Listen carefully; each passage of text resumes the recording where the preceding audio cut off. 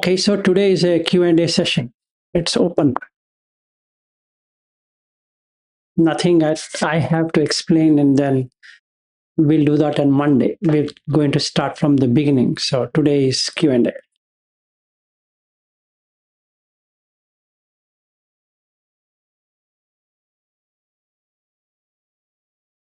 If there is nothing to as a question, we can meet on Monday. That also is okay.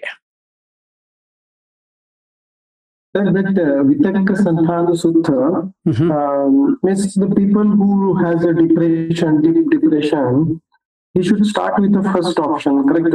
That's very easy for him to come out that depressions.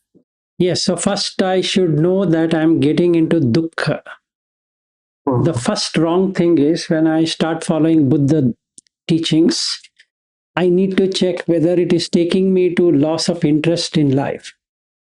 That's the first indication that something is not okay. Because it is going towards Attakila Matan Yoga. Basically, it drives the person, if taken too long, will drive the person towards suicidal tendency. All of us, meaning all beings have tuned towards suicide because each cell knows what is suicide because they do it regularly. So we are tuned towards suicide when nothing is left. Okay. So if I start looking at dukkha all the time, that this is dukkha and that is dukkha and that is dukkha, life is dukkha, there's no point, then I get into depression. Okay, and when I'm in depression, it is moha, it's delusion, complete delusion. It is Tamotama Sutta talks about it. So you're started from light and getting into darkness. So basically, you shouldn't allow the mind, or the mind shouldn't go towards that direction. Okay. So let's say now I'm sitting and doing whatever meditation I'm doing, and then I get to see there's nothing in this life. So if I see there's nothing in this life, then what am I living for? Would be the next question. So then I don't like to work.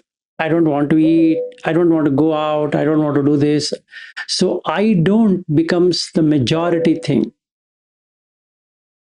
So for such a person, the first thing he needs to do is a two-step process. First is to come out of depression or come out of negativity, come out of this wrong understanding that life is painful. Life is not painful, nor life is pleasurable. Both are not there. Life is just life. So you get situations and the situation goes away. That's all what we are looking at through wisdom. We are not changing anything to going on the negative side or on totally kama sukha lukano yoga side.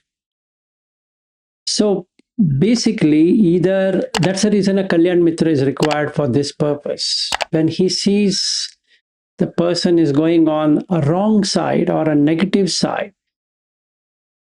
the first thing is that he has to replace this thought with a better one. Okay. And then do the asubha so that he comes back to what Buddha is talking about. So there's akusala, it has to be replaced with kusala in two steps. First, something which is good, then removing that so that maintains equanimity. Let's say, like the examples I was giving, is that I don't have a job and I'm in severe financial condition and I do the Goenka method and I'm having a lot of tears, a lot of worries. Now, that teacher is supposed to be in Kalyan Mitra for me.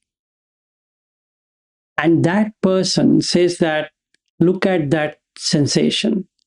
It's really painful because I don't have a job and I've taken loans from the bank close to 30, 40 lakhs of rupees and I don't have a job. And I've gone to the Goenka retreat to come out of this worry. Instead, I am being told to watch that sensation. Now, what happens to me is in the third day, fourth day, fifth day, when I'm doing this body scanning, it becomes overwhelming because I have no moral foundation in the first place. Then I'm doing this. So I see world is filled with sorrow. Everything is sorrowful. And then I want to talk to the teacher, and the teacher says, no, you continue watching the sensation, the sankharas are coming out, you let it come out. Now, here is the crux of the matter. I'm already depressed, and there's no one I can speak my problem to. So I start getting into bouts of depression where I want to stay alone. I don't want to do anything. I stop eating. I'm not interested. So I go to Dhamma hall, keep on doing this thing when it bursts. So when I leave the center, I'm totally broken. There's nothing left in me to survive. So I would then think, why don't I kill myself? Because anyway, it is dukkha. Because now I see jati pi dukkha, jara pi dukkha, vyadhi pi dukkha, maranam pi dukkham, all of that if I by chance I hear, and that cements my understanding that life is indeed not worth for. Not realizing suicide will take me to lower existence than other way around. So here we should have a Kalyan Mitra who can exactly explain what Buddha is trying to say, not what it should be. Can be anything. So I require that. So basically, the Vitakka Santhana Sutta teaches 5 strategies on how you can work it out in steps. If I'm in deep depression, I have to use the last one to force it. You have to, just like a strong man holding another man and pushing him down, I need to do something like that. That means that person, that Kalyan Mitra, has to slap me. What stupid are you talking? Come. And get him out of it. Basically. Slap or hit or whatever it is.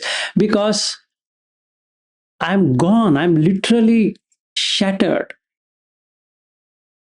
It can be with my love life, it can be with children, it can be with parents, it can be with job, it can be with anything.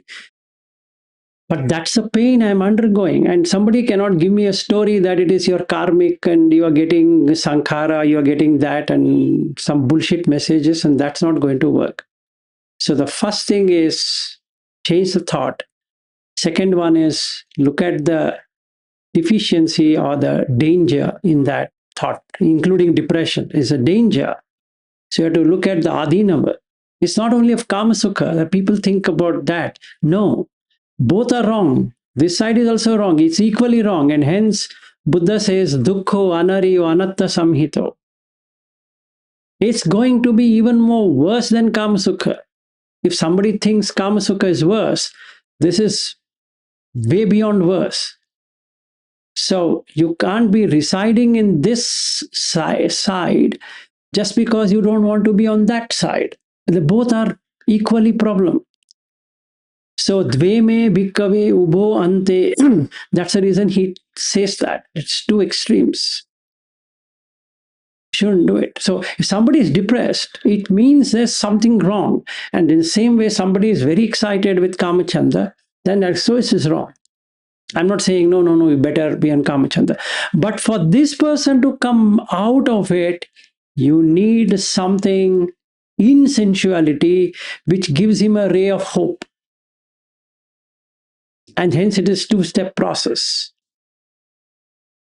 Otherwise, if I'm on Kamachanda, let's say I love the life, I want to go in business class, I want to do this, I want to travel around the world. For me, the first one is not the answer. The second one is the answer, because now I have to look at the danger of Kama Sukha.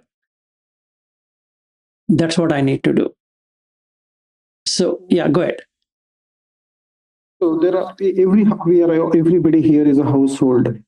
Yes. Like we are. There is an extreme cases. So extreme happiness person who has a calm chanda. Buddha says this Dhamma he cannot understood because of he is too much in the happiness, or he's having all the desires fulfill his life. So that person difficult to understand. And then some other category or most of the categories are towards finding Depression. Or not. They even household don't understand the some health issues, some children's issues, small issues. Got it. And because of that, they are not extreme case for sure. They are the in between or something, and for them very easy to come at the center. But problem with this means if I understood myself, take myself, and if I do find some negative point of my working, then I always go with that Goenka method of finding out the dukkha everywhere. That results in nowhere for sure. Because that I will then everybody as a householder wants to leave everything, house, family, everything they wants to live and become isolated. That will be the natural human tendency, or he wants to become a bhikkhu or somebody. He wants to leave everything. Yes. That's a middle, not the suicidal, but at least he will be isolating from family, living in the same family, not talking to children or wife or the whoever is the fighting or arguing with that particular situation. Yes. And that become extremes. Yes, because if you see bhava pache jati, now people think after death, no, now I want to become a bhikkhu itself is a bhava. And then being born as a bhikkhu is a jati. Then it becomes jara, marana, soka, parideva, all that is going to be continued. So it's not about what I'm going to become. It's about what shouldn't be becoming, no becoming at all. That's what we are trying to look at, not escaping from this to that. They both mean the same. So the moment I say this is useless, that means I've already taken the bhava of that. Yep. So two tanhas, bhava tanha, vibhava tanha. If not for kama tanha, you have bhava tanha. I want to become a bhikkhu. Like if I take my own example, I went to Sri Lanka, and if it had worked, I would have become a bhikkhu. I'd have fought with my wife, saying that, you know what, I need to become a bhikkhu or a bhante or whatever it is. So that would have been the craziest thing I would have done. Let's say. Because then I had to select a school or a tradition or something of that. So which would have started another samsara now. Now that bhava pache jati. So then I am a thero in Sri Lankan tradition of this monastery, and then there is thousands of monasteries. So I really don't know which monastery is good, which monastery is bad. So I've started a new samsara now. Then this poor wife samsara. Now I have that samsara. So vyadhi, marana, all that is going to come. So basically, I'm becoming an escapist rather than looking at what should be done. So the first thing, what I found out for myself when I started on this ride, if I take from 2013 or 12, from Goenkaji to now, is that if I start hating being a grihastha or a householder, I've already added dvesha. So I'm already out of raga, dvesha, moha, I've added dvesha. So I'll be fighting with my family members like crazy, finding the smallest of the fault, because when I read the sutta, I feel that, oh, why don't I live my family life and shave my hair? And so I would start to imagine that by doing this, I'll be happy. Right? And that again brings back to another chanda, maybe not this chanda, but some other chanda. Fine. Now, till that happens, I am having dukkha. So, supposing now I start on any meditation techniques which are completely isolational, then I would like to isolate, because now I feel that's the best thing for me in life. Having thought in that way, the vitaka has started, right? And the Buddha Dhamma is avitaka vichara. But basically, I brought in vitaka, which is of no use to me, actually. So I keep on fighting with myself and others, thinking that that's going to solve my problem, but it doesn't. It takes me far and far. So ultimately, let's say my wife or my son says that, yeah, okay, do whatever you want. We are tired of your fighting every day. Okay, go wherever you want to go. Then next what? I don't know. So the depression is going to continue, or the negativity is going to continue with me. Maybe I'm not depressed, but that irritation is there. So it doesn't matter whether I was in the house, I'm irritated. I mean, now I'm outside also, I'm irritated person. There's nothing else which has changed. Maybe the dress has changed. Other than that, nothing has changed. Now, this is one kind of a person. Second kind of a person where he gets into depression, and that's what you need to stop completely. Completely dukkha, because the dukkha what Buddha is explaining is completely different than this dukkha. He's talking from abhasara point of view, when the beings keep on coming down and you're created dukkha. That is different, and there's no point in doing like this. So why don't you completely remove the defilement so that it's extinguished? That's a perfect answer. It's a solution to jati, jara, marana thing. It's got nothing to do with family life is dukkha, office life is dukkha, earning is dukkha, going to a toilet is dukkha, urinating is dukkha, bathing is dukkha, wearing clothes is dukkha. That looks very weird. Eating is dukkha, so why don't I eat? Why should I wear clothes? Why should I take bath? Yeah, Buddha's dukkha is about what general people, everybody, household thinks it's a sukha. Actually, it is not staying. That's why it's a dukkha. Correct. That's where the. Yeah. It's not like you are suffering and that you call dukkha. That is already dukkha. Don't worry about that dukkha. Exactly. What you enjoying, it's a dukkha. It's not staying. Exactly. For that, I need a certain kind of mind, a certain pragmatic mind rather than an emotional driven mind. Okay, where I can't see anything. So if I'm emotionally bound, I cannot see what is happening. I will then take everything as dukkha. Oh, talking to this person is a dukkha. Boss, then what will you do for the whole day? So then I would like to be in isolation. So I close my door and sit, close my door and sit, close my door and sit. And then what happens? That is going to create a different mentality altogether. Whereas Buddha is saying, life goes on, you are liberated. Here, I am in bondage and I'm wanting liberation from the world. It's a different situation or a scenario. So that's not the right way of doing things. So when that happens, you have to use one of these 5 strategies to come out of it.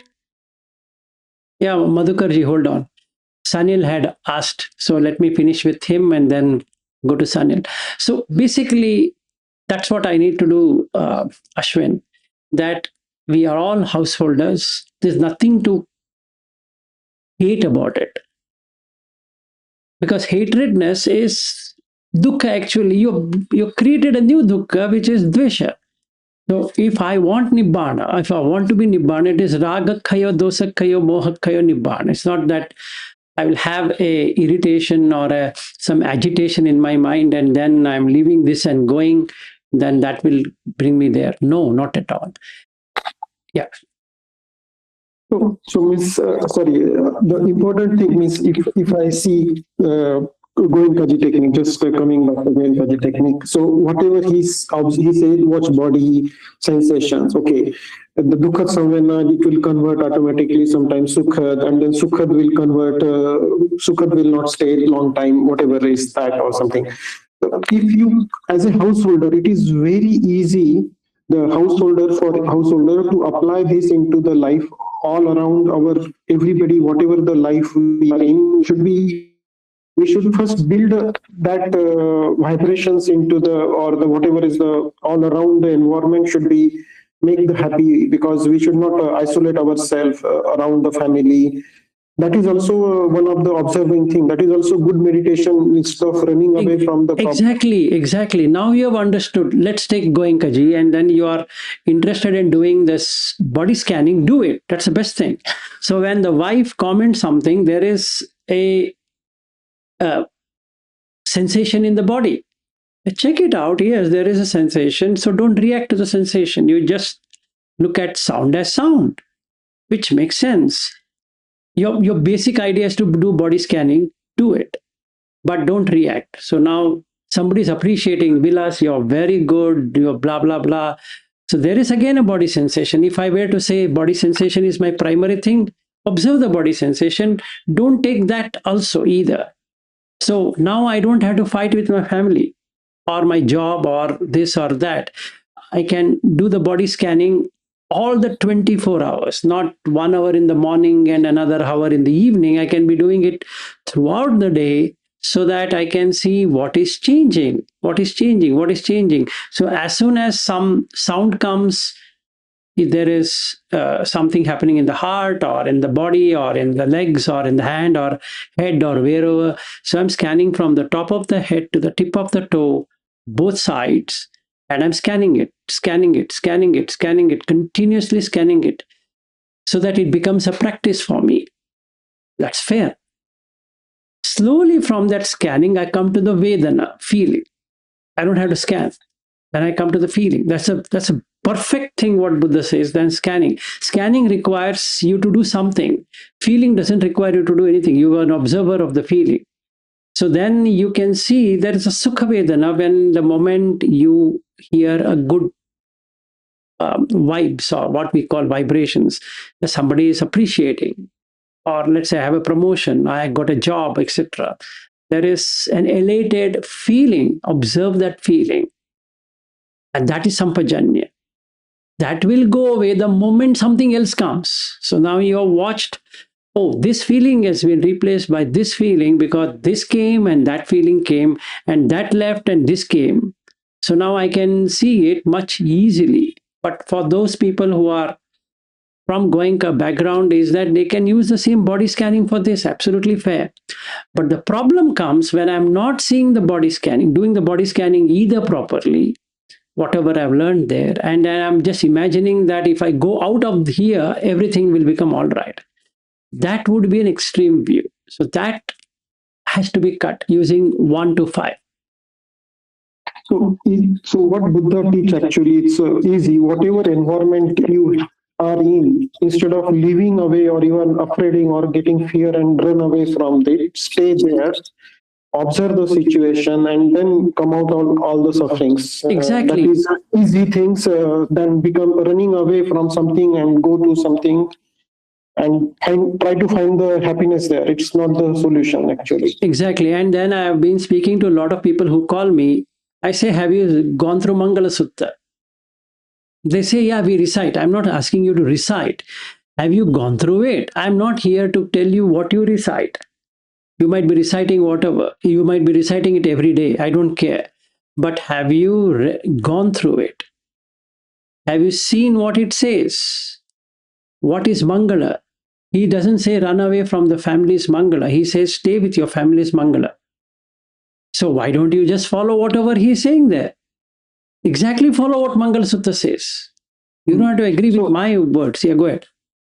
So for Arhant or whoever is wants to progress, so whatever you have in your life or whatever you are holding, just living is a enlightenment. Exactly. The Upadhi. Sabbupadi pati nisaggo. That means your upadi means you're holding something tight. Whatever, it can be view, can be this, can be that, whatever. Sabbupati pati nisaggo. Give it up. Tanhakhayo, the craving is gone.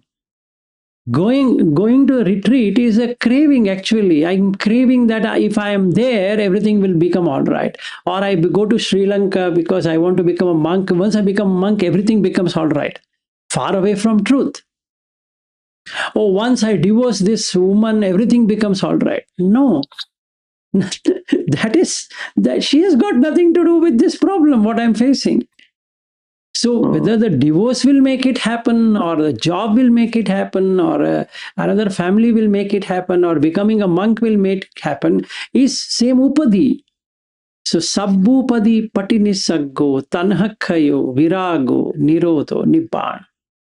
So best thing is just give up. So make a list of what you are holding and just look why I'm holding and leave it. Leave it. That's all. That's all. That's done. That's it. And you will see Nibbana the very next moment. It's not that you have to do so many things to get Nibbana. It's a shortcut, actually. It's not, you don't have to do jhana or something. Panna will develop automatically. Exactly. See, if somebody says, Vilas, do you want to come to meditation retreat? Yeah. I'm not saying I'm not going to come. I'm not holding anything. Okay, we'll go. What's there? Somebody says, let's go to Mahapoti. Okay. Somebody says, we'll go to Bodh Gaya. Okay. Somebody says we shouldn't be going there. Okay. So it doesn't matter. Let's take another simple example. I love drinking tea, let's say, and somebody says, I'll challenge you, Vilas. You can't stop drinking tea. Okay. No tea. Done. Let's have tea. It's a Nibbana. Yes, Nibbana. So now if I say, I want tea, that means happiness is in tea. I'm fighting for that. Tea doesn't have happiness. If I do vipassana on tea, it's just water, then some heating up, then tea leaves, then sugar, then milk. Each individual doesn't give you tea. Joining together also doesn't give you tea. Exactly. So whatever the hour you are holding, the list, whatever you create, you just do the vipassana or split it into ashubh, whatever is that. Yeah, and you tell. Yeah, let's say I take wife, make it into 5 khandas, rupa, vedana, sanya, sankhara, vijnana. Gone. Done. So what do you get as an answer of a simultaneous equation if I were to put it? Rupa plus Vedana plus Sanya plus Sankhara, close bracket, plus Vijnana. Rupa, these 3 becomes Nama plus Vijnana. Nama plus Rupa plus Vijnana equals I. I equals Nama plus Rupa minus Vijnana. I equals Vijnana. Vijnana Nirodha, that means no I, is just Vijnana. Done. So I finished the equation. How much time did I take to get into Nibbana? By the time I finish that equation, I'm done. So Nama Rupa is Vijnana, right? What are you saying? Nama Rupa Samudayo, Vijnana Samudayo. Nama Rupa Nirodho, Vijnana Nirodho. So Rupa plus, within bracket, Vedana Khando, Sanya Khando, Sankhara Khando, iti uchyati Nama. Okay. Rupa plus Nama plus Vijnana equals I. I as Vilas.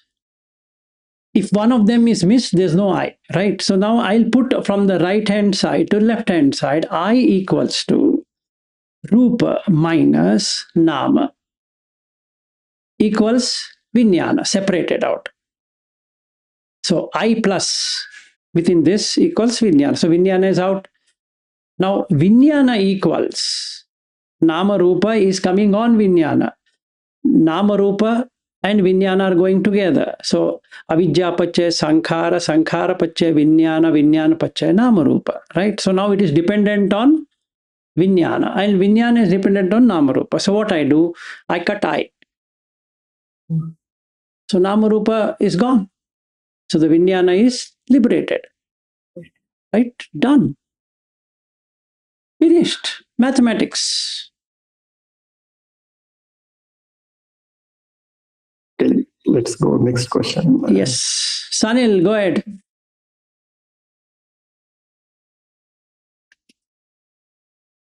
Sorry, it's me. It's you, Smita. Okay, go ahead. I was sort of thinking, and you answered, in fact, my question from the very beginning when you talked about how those ideas, in fact, reflect. And we do have the suicidal tendency. I was, in fact, relating with one of my students who is currently having the suicidal tendency. But I also see that what you at the end said, Namarupa, I think, I have been observing the student from past 1 year, and particularly that lot of expectation, too ambitious, and the mindset is that without doing any hard work, only through networking, he can become faculty, he can do many things. So he also engages with, many political parties to sort of, achieve his needs. And I've been telling, and now I just stopped, engaging even with the student, because I said that I was trying to help him. I told him that go for counseling and everything.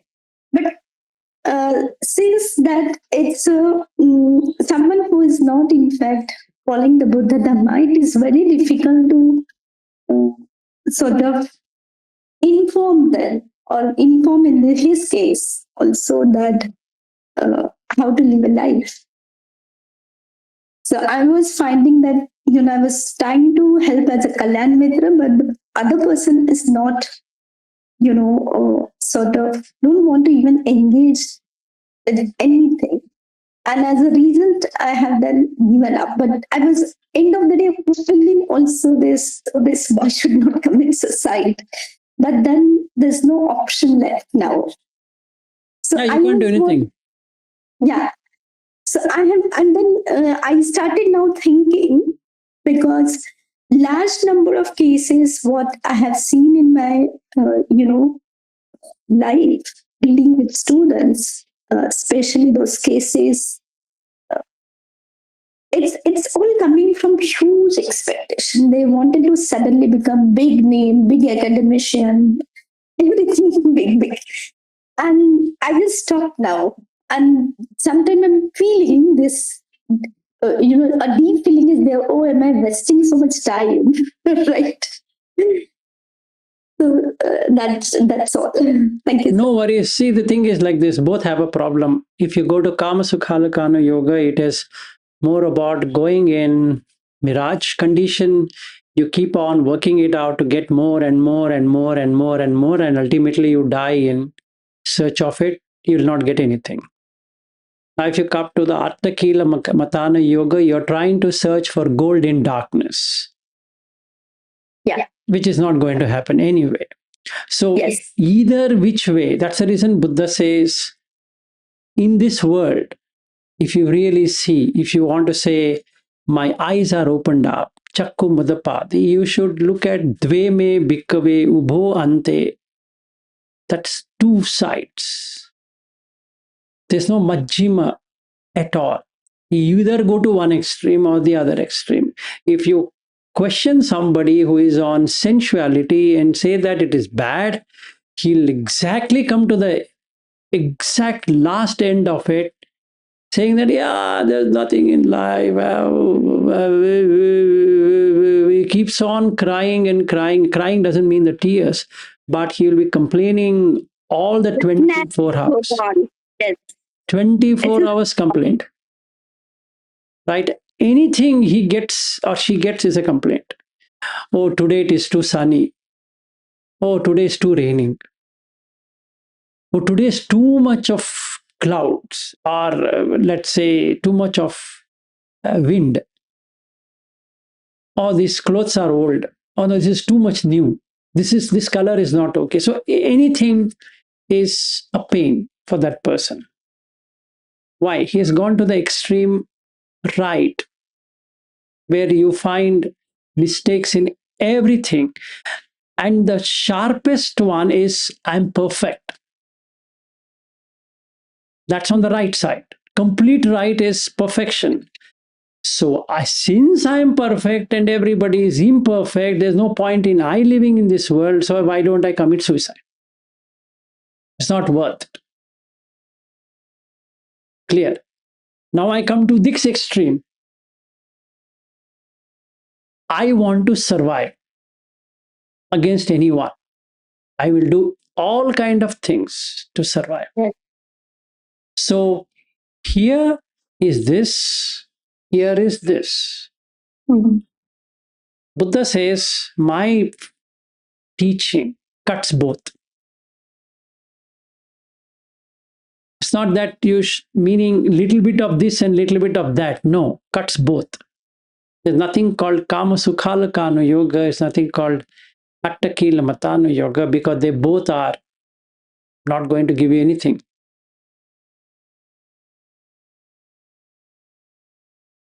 Chakku Karani, Jnana Karani, Upasamaya, Abhinyaya, Sambodhaya, Nibbanaya, Samvattati. This you remember it forever.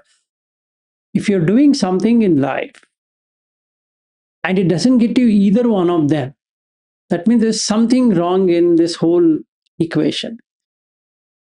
Whether you're doing what you're doing as a university work, or somebody's doing a doctor work, or an engineering work, or a software work, or no work, or homework, or even washing your own house or clothes, or whatever that is, it should be Chakku Karani, Jnana Karani, Upasamaya, Abhinyaya, Sambodhaya, Nibbanaya, Samvattati. And then you should have the first noble truth, second, third, and fourth continuously. You shouldn't be reading it out. Okay. Now, what does that mean in real life? Taking as an example, maybe that might answer what Madhukar wanted to ask. But anyway, so let's say I've woken up. I should be having sampajanya why I'm awake.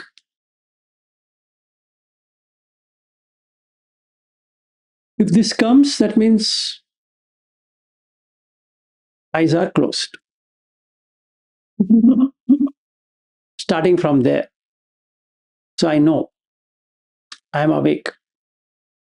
And the moment I'm awake, I'm checking the mind whether there are any 10 akusala or 5 hindrances. Checking. Not that I should really do anything, just check once. Any doubt, any this, any that, like that. So Chakku Karani.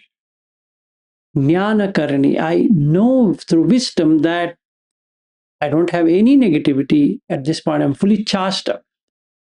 As soon as I wake up, when I'm touching, when the brush is being touched, I know I'm touching the brush. And when I'm putting a paste, I know I'm putting the paste. When it is touching everywhere, I know it is touching, and whatever feelings are coming as pleasant or unpleasant or neutral, I'm knowing it. Knowing it when it came, knowing it how it left, in everything. So then if I go to the toilet, I know it. If I get up from toilet, I know it. If I'm walking, I know it. If I'm standing, I know it in every posture. Jnana Karani. Upasamaya, I am in peace. From the morning. Not that, oh, you know what, I take a cushion and I'm at peace. No. Upasamaya. Abhinyaya, I'm seeing it directly. Sambodhaya, I know the Four Noble Truths. Nibbanaya. So basically, from the morning till the night, the mind is not captivated by kama, kama bhava, rupa bhava, arupa bhava. And if I were to talk about bhava or kamatanaha, bhavatanaha, vibhavatanaha, I don't want this is vibhavatanaha. I want this is bhavatanaha. And I want in this particular format is kamatanaha. So all the three are not there. So without bhava, there is no jati. Without jati, there is no jara, marana, soka, parideva, like that. So I am having gala time, without sensual and without this. So I'm in perfect equanimity, which is Majjhima Patipada.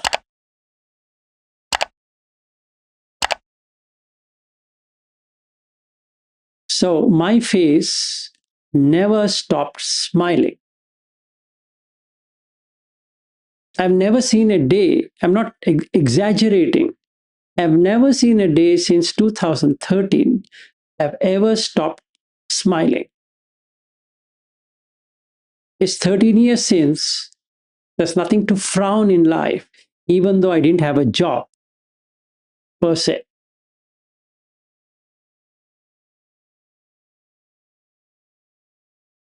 Okay. And that's sufficient testimony to myself that I'm following Buddha teaching in a most appropriate, honest way, rather than either thinking it is too practical and I do something stupid, or it is too theoretical and then I do something, which is again an extreme. Okay, good. Doctor, go ahead. You wanted to ask.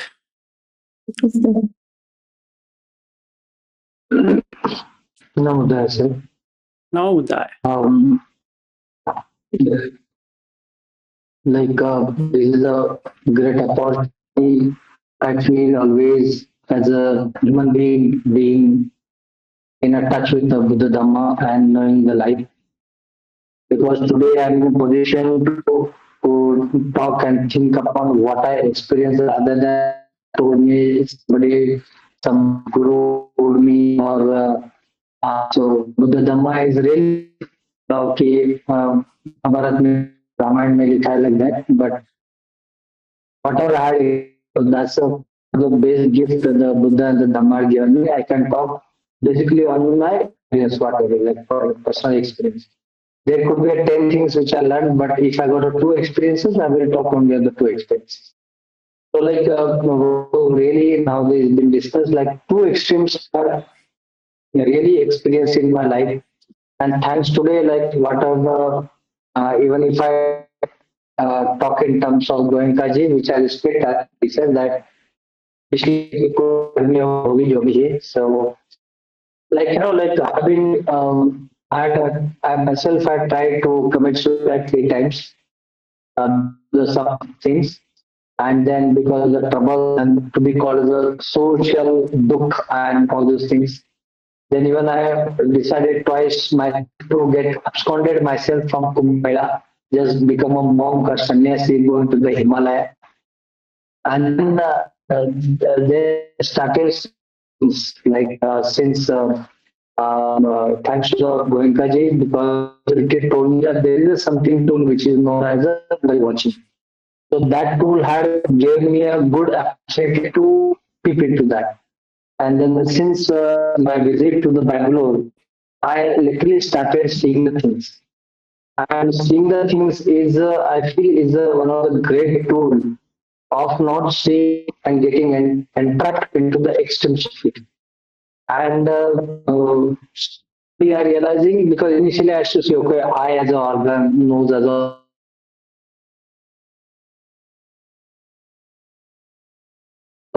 very distinct. There is no doubt of it. So this organ had literally started seeing the good thing. Means if I don't know to eat the, so I'll go एकदम extreme. Sweet ना इसे बजाय मैं spicy thing. So both the extremes are not worthwhile. Not it's that. The more and more closer I come to the center of it, the more and more I have started becoming aware of my breath. And the more I see the breath, the more I see myself in equanimity or in the middle of it. And that itself had, I didn't, slowly, I'm realizing I'm getting converting my organ or the indriya, converting it into the reactive. It is just acting, it remains just action. So the more I remain just action, already the dukha is evaporated. More no, one just acts. So seeing this itself is peacefulness. Uh, Act on it. I actually think that it should have been that and it should have been this, etc. So that not relating to anything like is a happiness, sukh, etc. Over a period of time goes away. So say currently spend more and more time in the um, um, quality of seeing the things, and it's a blissful thing to be just on a way of only acting, rather than acting, and remain center of it, equanimity. The more and more I become equanimous, more and more I with the breath. So all these other ayatanas, eyes, etc., and all those things are just an tool other than a struggling point. It also gives you, suppose somebody comes and talks initially irritate me, but that gives me opportunity to strengthen my equanimity. So usually maybe like 80%, 90% anger, whether it is happening this way, that way, it doesn't affect me. And literally, if the things just auto stop once I start one. So I just need a suggestion how I should proceed to that. That's all. Yeah, very nice. The way you're doing is good. So keep on continuing on that, meaning whatever comes, it's good. So you can see that if you give a pause, see, the one beautiful thing I've understood in Buddha Dhamma is for everything, just give a pause. Just few seconds of pause, and that will make things better, because we are impulsive. That impulsivity is what changes from this to that. So if I want not to be impulsive, just give a small stop, just few seconds. If I have to answer someone, little bit of stop. If I have to go somewhere, little bit of stop, which is also there in MN 920, where he says, slow down. Why don't I slow down? Just slow down. Let me take a moment, just a moment more. It can be anything. Even I want to commit suicide, a moment more. Just a moment more. I want to jump now. Yes. Okay, I understand. Jump. Fine, let's jump together. But a moment more. That's it. So it gives a real, I feel that.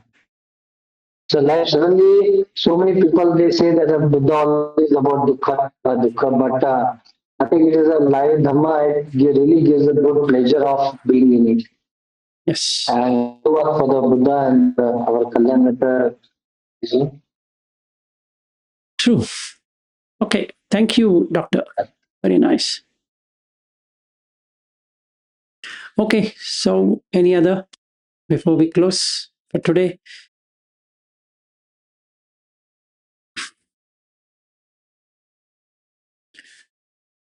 Okay. If you don't have, yeah, go ahead. Go ahead.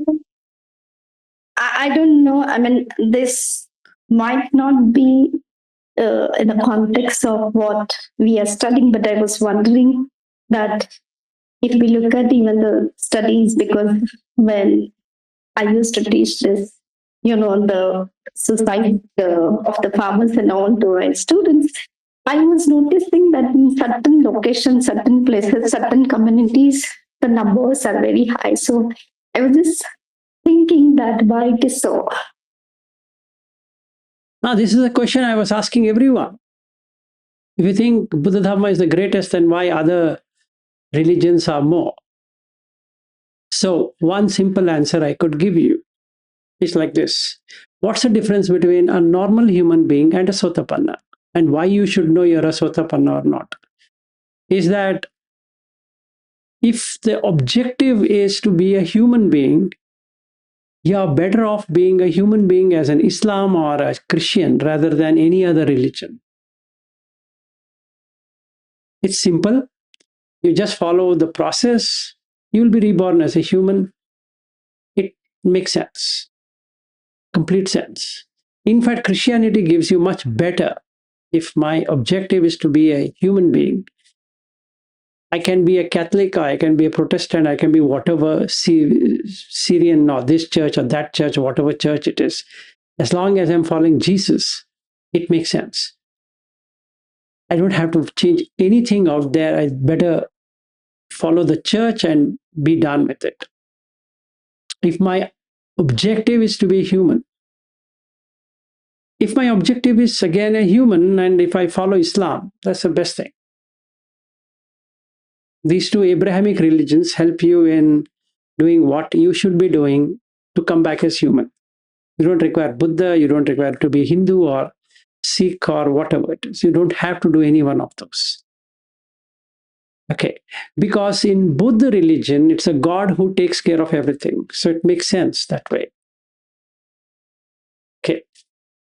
Now coming to the Buddha Dhamma, it's actually law of nature. So somebody good in physics can understand Buddha Dhamma more better than non-scientific or non-physics oriented person. Because there's cause and effect. It's causation. Not many people understand the causation as such. Okay. So basically, what you see is, if you are a Sotapanna, you get to be a human plus what you want. So you don't have to struggle for necessities, and you'll not get into odd kind of situations, which every human being gets into. So it depends on the objective, whether you want to be this or you want to be that. So let's say I want to be that, and that Sotapanna are very few. That's why Buddha says those humans are up to my finger, not many. So in humans also, you can see these drastic changes. That some people, they get what they get. That means you always get what you deserve. Everybody gets what they deserve. They don't get what they wish. Nobody gets what they wish. But then, Sotapanna is an exception to that rule. How do you know? Try it out and see. You wish, it comes. And that's the reason MN 120 is so important. If you wish. Now you can try it. It works. You just follow what he says. It works in this life itself. Not that God has to give you something. So to answer to your question, Smita, is why the other communities are more.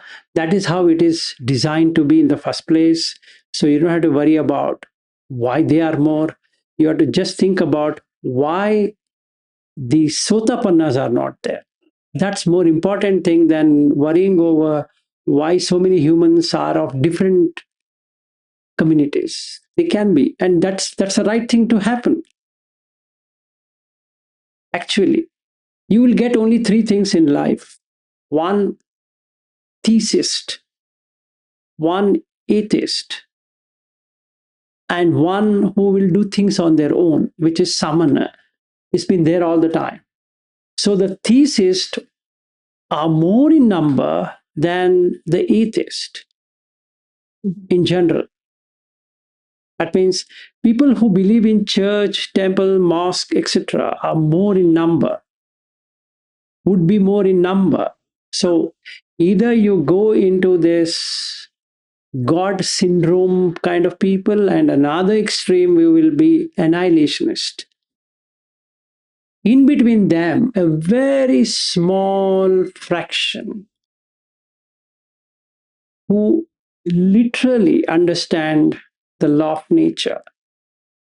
The Buddhist also comes under this only, this category, theist, because they just go to the monastery and that's it, they know in life. So they might comment that Hindus are going to temple, but they go to Bodh Gaya or some other place and then they do exactly the same worship. No difference. Flowers, this, that. banging their head, and everything is the same. Okay. And they call themselves as Buddhist. They put a sticker. That doesn't make any difference. Just because you're putting a sticker. So all are the same. This is the thesis kind. So they will be the maximum. Doesn't matter where they belong. And a very minor, not minor means real minor, but minor, who got sick with this thesis are the atheist, annihilationist.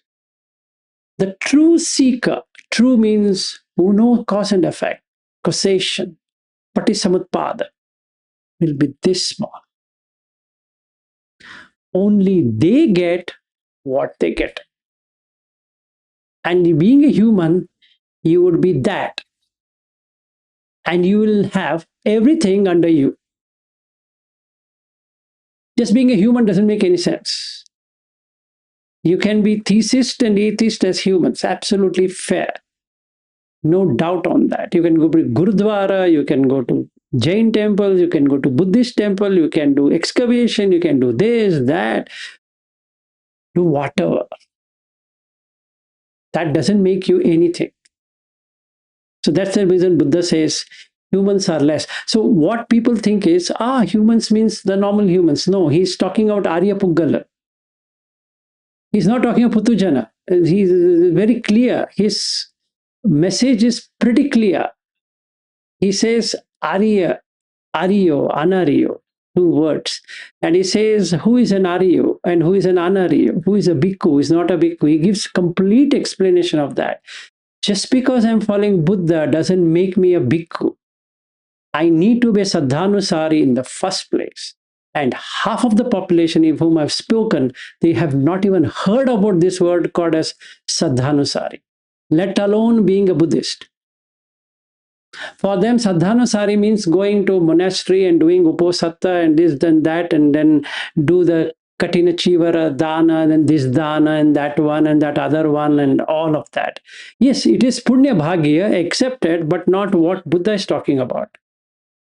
It's correct. You get merits. Yeah, going to church also gets you merit. Who says church going is not meritorious? It is meritorious.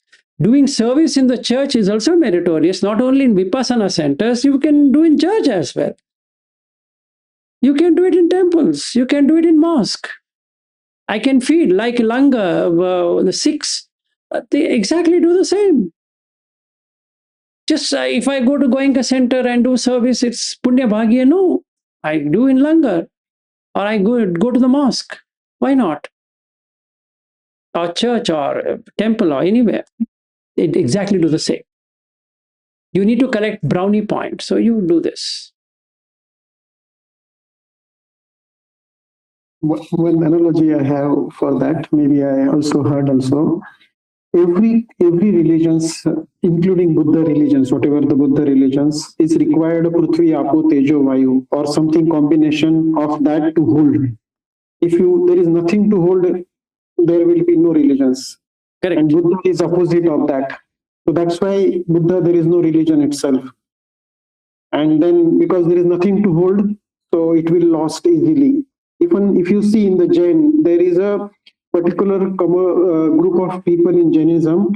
They don't believe on any worship or any going to temple or going to, and even they don't believe on this 2 category of that using the white cloth and who don't wear the cloths. That is very, very thin people of Jain. Nobody knows that people also exist in Jain. Yeah, because they don't hold. That's true. In fact, the reason why they became Digambara is that not to hold anything, but they held on to the Digambara itself. Okay. And the Buddhism stays where there is a statue and holding and worship. There only the Buddhism stays. In India, it's not vanished because people knows it is not to hold anything. That's why it gone very fast from India, and this will also go fast. Maybe. Yeah. Yes, Aili, go ahead. So I want to ask a question. It's not related to what you are saying. So if it's about myself, I want to continue studying, but the thing is, I discontinued it like but मेरी चीजें मतलब जल्दी छोड़ देती हूँ मैं उसको. No, the thing is like this, you have to bring in interest, chanda. For So every... start. हाँ बोलो. हाँ. Go ahead. So start करती हूँ interest से मतलब. I know that. I know that. So you have to continue that interest. The moment it dips, you have to bring in interest. It dips, again you have to bring in interest. It's a habit making. Anything new is interesting, but you have to make it an habit. I'll give my own personal example. So when I started on Dhamma, it was interesting. Then it dips. In everyone it dips because something else takes over. You should cut that. Keep on this, keep on this, keep on this, keep on this, keep on this. And the interest slowly increases. Once it peaks up, you don't have to do anything. It's just like a plane flying. So initially you put too much of effort, so it is going. But then if you lose it, this comes down because there is nothing to hold that. So whether you want to pursue a study in future or you want to do something else, first decide and get that interest going. It will dip. Once it dips, you have to be careful knowing that it is dipped and then put back that interest that, yeah, I need to do this. I need to do this. I need to do this. So then that starts. Otherwise, there is no, you will get that interest, then that's it. Like Aryu's son, he is very good, but his attention span and interest is pretty less. It goes up, he's very good, he'll go way higher. Then after a few weeks or months, something else will take over, then he will take that. So what would happen is that, like in his son's case, he will be directionless. So this time when I'm going to meet him, I'm going to teach him how to be having direction. So you also need to have that. You need to have one single direction. You have to write it somewhere that I need this. I want to reach this. Like if I want to be a Sotapanna, that's my direction. So I need to write here. I want to be Sotapanna. Just aspiring to be a Sotapanna will not make me a Sotapanna. Not at all. Or going and prostrating in front of Buddha and saying that iti piso bhagava araham, that is not going to do anything either. Okay. So I need to write down there. I will do what Buddha says. I will do it exactly what he says. Then it works. In the same way, if you're pursuing studies, you should make up your mind. I need this. And you need to know why you're doing it. If you only need it, it's not going to happen without knowing why you want it. So use SMART, SMART, simple.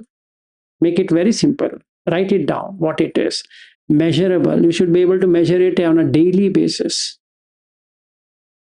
Achievable. Realistic. And timely. So put a time of 3 months. Put a time of 6 months. Say that what you want to achieve, you will achieve. Okay, so let's end for the day today then. Then we meet Monday with starting point, Sila. Okay, so good day and good night and good afternoon, wherever, whichever country you're from. See you on Monday. Thank you. Bye-bye.